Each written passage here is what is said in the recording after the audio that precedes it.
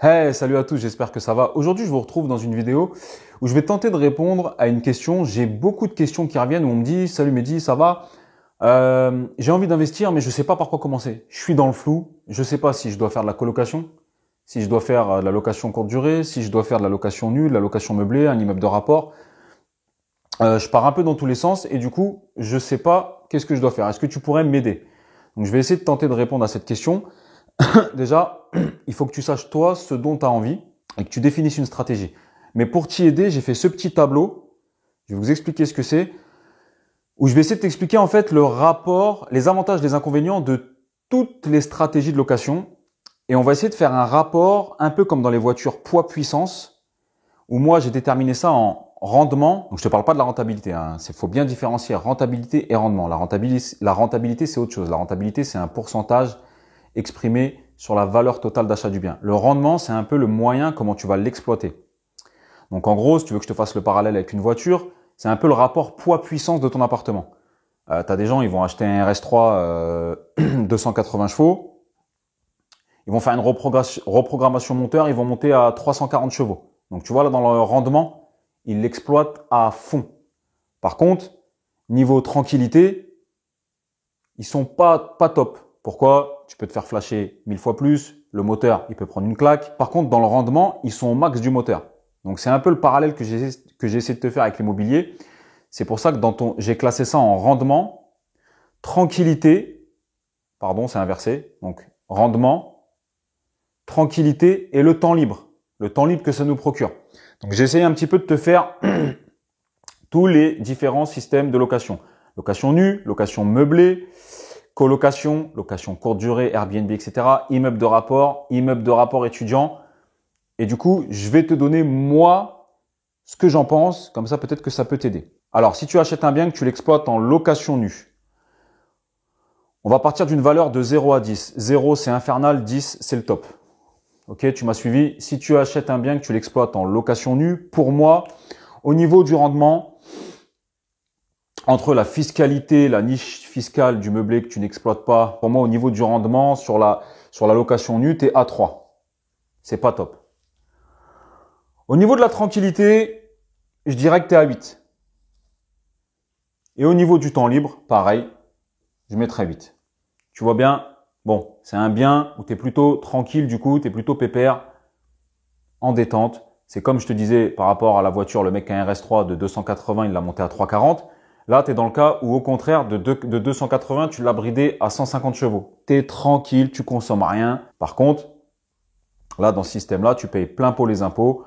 Et bon, c'est là où quand même où tu as le moins de turnover, etc. On prend le même appartement en location meublée. Là, au niveau du rendement, déjà, on est un peu mieux. Disons qu'on est à peu près à 7. D'accord? Niveau tranquillité, on va rester pareil. 8. Et niveau temps libre, on va enlever un point parce que du coup, tu as dû meubler l'appartement, ça t'a pris un peu plus de temps, etc. Et parfois, les locataires, ils appellent, ouais, il y a ça qui est cassé, il y a une latte qui est ceci, il y a une latte qui est cela. Ou... Voilà. Donc, on va enlever un point au niveau du temps libre. Au niveau du temps libre, tu es à 7. La colocation. La colocation, tu achètes un F4. Moi, je conseille des F4 pour la colocation. J'en ai une qui se passe plutôt bien dans le 95 à Franconville. Et du coup, la colocation, qu'est-ce que j'en pense? Au niveau du rendement, donc au niveau de comment tu exploites ton bien, le rendement que tu en tires poids puissance, on est à 9. On est à 9 parce que selon moi, non, ouais, je vais dire on est à 8. Allez, on est à 8. On est à 8 parce que forcément, 3 chambres, bien équipées, voilà, tu en tireras plus qu'une location normale ou meublée. Au niveau de la tranquillité, c'est là où ça descend.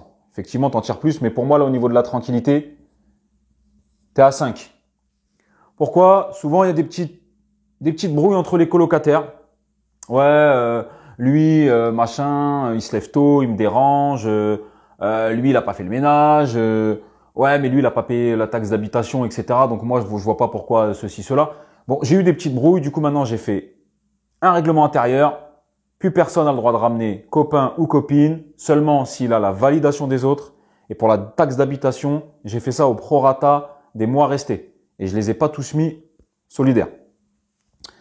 Donc voilà, au niveau de la tranquillité, t'es moyen parce que d'où ces problèmes et aussi beaucoup plus de turnover. Colocataire, en général, il reste 7-8 mois et ça change, ça change, ça change. Donc, c'est pour ça qu'au niveau de la tranquillité, je t'ai mis 5. Au niveau du temps libre, allez, je vais te mettre 6.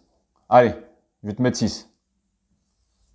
Je vais te mettre 6, pourquoi? Parce que les mêmes problèmes, des fois, oui, vous pouvez passer, voilà, faudra remettre lui en place, voilà, lui il fait ça. L'autre il m'appelle, ouais, mais voilà, lui, vous voyez, il descend pas ses poubelles, moi j'en ai marre, ça pue.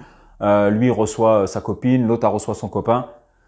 Au niveau du temps libre, voilà, c'est pour ça que je te mets 6. La location courte durée, type Airbnb, Booking, etc. Alors, là au niveau du rendement, là on explose le rendement. Là tu es à 340 chevaux. Là tu es à 340 chevaux, t'exploses ton rendement. Je vais te mettre, allez, 9,5. 9,5. Pourquoi? Parce que tu peux faire un mois plein, mais tu vas être sur les rotules. Soit tu délègues et dans ce cas-là, le rendement, il est un peu moins bon avec ta rentabilité, soit tu délègues, mais du coup, tu gagnes en temps libre et en tranquillité. Soit tu fais tout seul, et là, tu t'exploites les 340 chevaux, tu es à 9,5. Mais en tranquillité, tu es à 2. En temps libre, tu es à 1. En tranquillité, ça casse la tête. Moi, les voisins, ils m'appellent. Parce que moi, je t'explique, je les ai tous faits. Et je les fais encore tous. Les voisins, ils m'appellent. Ouais, j'en ai marre. L'autre, ça valise à 4 heures du matin. Il se barre. Ouais, il y en a marre. Ils ont fait la Java. Ouais, ceci, ouais, cela. En termes de tranquillité, c'est pas top. Tu dois gérer les réservations. Il y en a qui disent ils arrivent à 15 heures. Finalement, ils arrivent à 21 heures. En termes de tranquillité, c'est pas top. Et en termes de temps libre, j'ai mis 1 pour pas mettre 0. C'est une galère internationale. Je te le dis, si tu délègues pas, c'est une galère. Les draps, les serviettes, le ménage, l'entrée des lieux, ils arrivent à 15 heures, ils arrivent à 21 heures. La sortie, parfois la sortie, ouais, moi mon avion il est à 6 heures, faut que tu sois là-bas à 5 heures. En temps libre, c'est 0.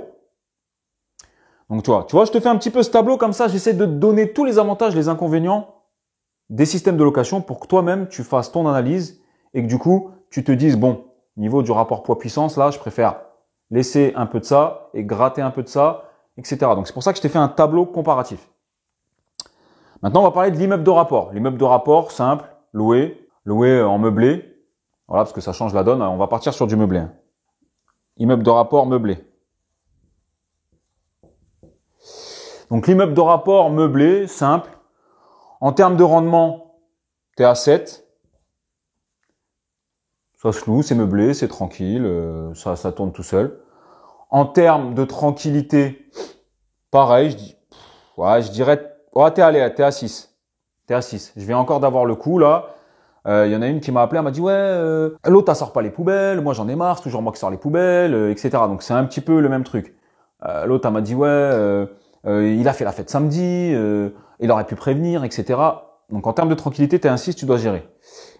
Et en termes de temps libre, oh, je dirais t'es à 9. Une fois que tu as mis des locataires dans ton immeuble de rapport en meublé, c'est des 2 pièces, 3 pièces. Ouais, voilà, disons que le turnover, c'est sur 2-3 ans. En termes de temps libre, tu es plutôt tranquille. Au cas où tu as un ballon d'eau chaude qui pète, mais bon, c'est plutôt rare. Sinon, à part ça, je ne vois rien d'exceptionnel. Et maintenant, on va passer sur le RS3 700 chevaux. L'immeuble de rapport étudiant, qu'en plus, tu m'exploites en courte durée. Je vais t'expliquer comment. Plus courte durée. Bon, tu m'excuses pour l'écriture. Alors, l'immeuble de rapport étudiant plus courte durée. Tu sais que moi, mes étudiants, généralement, ils font des cycles en médecine, etc. C'est des cycles de 2-3 ans. Et généralement, ils partent fin mai, début juin. Quand ils partent, avant je le faisais, maintenant je le fais plus. Juin, juillet, août, je les exploitais en courte durée. C'est-à-dire, je les avais eux pendant un certain temps et quand ils partent toujours fin mai, début juin, je les exploitais en courte durée. Bam, bam, pendant les 3 mois, bam, et j'en pouvais plus. Donc là, au niveau du rendement, là, tu montes dans les tours. Là, tu es à 10. Là, tu es à 10. C'est pendant l'été, ça n'arrête pas. Bon, là, au niveau du rendement, tu es à 10, tu l'as bien exploité. Alors, j'ai envie de te dire, le truc où tu peux être à 12 sur 10, c'est un immeuble de rapport en location courte durée toute l'année. Avec même pas un minimum de nuitées, tu fais une nuit, c'est bon. Ah, mais alors là, tu l'exploites à mort. Mais alors là, en temps libre, c'est pas zéro, c'est moins 60. Donc voilà. Moi, ce que j'avais fait, c'est que j'avais essayé de mixer les deux. Et du coup, franchement, l'immeuble de rapport, je l'exploitais vraiment au niveau des rendements, au niveau de ses performances, j'en tirais le maximum. Tranquillité, c'était 2. C'était 2. Je n'étais pas tranquille. Pour ces mêmes problèmes, des gens qui arrivaient, je devais les récupérer à la gare. Finalement, ça parle pas français. J'ai pas de nouvelles. J'ai des nouvelles 4 heures après. Moi, j'ai un truc à faire. Du coup, comment je vous fais rentrer, etc. Tranquillité, c'était 2. Je suis gentil. Et temps libre. Donc, quand il y avait les étudiants, ça allait. Mais une fois qu'ils partaient, que je faisais la location en courte durée, que j'exploitais en courte durée, le temps libre. Allez, c'était 1. Je vais pas mettre 0. C'était 1. J'arrêtais pas. Je pouvais même pas déléguer à mes petites sœurs parce qu'elles venaient d'avoir le permis et faire sans borne. C'était pas possible. Elles avaient peur. Et puis, elles avaient pas que ça à faire non plus. Donc, je le faisais tout seul avec mes couettes, avec mes draps. J'allais au pressing, je récupérais ça. J'allais là-bas, je faisais les lits, mon aspirateur, machin. Bonjour. Pétage de plomb. Et finalement, je me suis dit, tu vois, en fait, ma valeur horaire, quand je fais des coachings ou quand je renseigne ou quand j'aide des gens, elle est beaucoup plus importante que là, ce que je suis en train de gagner. Certes, je suis en train de gagner de l'argent, mais ça fait 6 heures, je suis comme un ouf à changer les draps, le ménage, machin, ceci. Au final, quand tu regardes ce que je gagne divisé par 6, les 6 heures, ça valait que dalle. Plus l'essence, plus le péage, etc. Tu vois. Donc voilà, j'essaie de te faire un petit tableau, de te récapituler un petit tableau sur le rapport poids-puissance entre toutes les stratégies de location.